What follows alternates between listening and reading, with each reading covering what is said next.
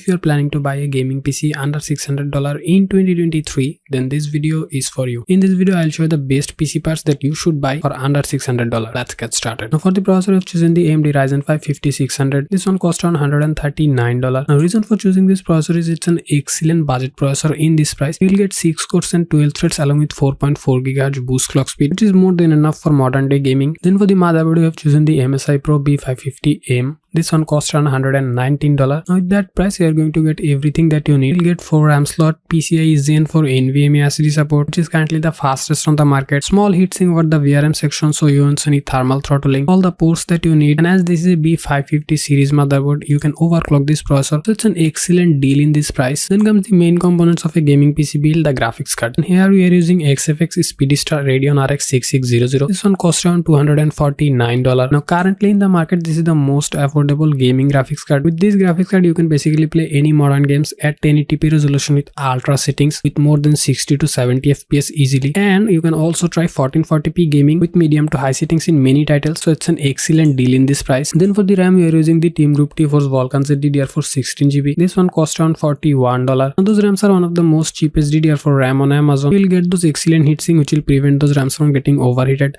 And also those RAMs comes with lifetime warranty, so an excellent deal. Then for the storage, you are using Western Digital Black 500GB. This one cost only $35. Now with that price, you are going to get a PCIe Gen 4 SSD, which is currently the fastest on the market, and also up to 4000 Mbps read data speed for only $35. So it's a superb deal. Then for the power supply, you are using Thermaltake Tough Power 80 Plus Gold certified power supply. This one costs around $59. Now this 600 watt power supply comes with 80 plus Gold certification along with 5-year plus warranty, which is unbelievable for a power supply that costs only $59. And finally for the casing, it's completely up to you, buy whichever you like, and all those components will cost you around $642. Thanks for watching.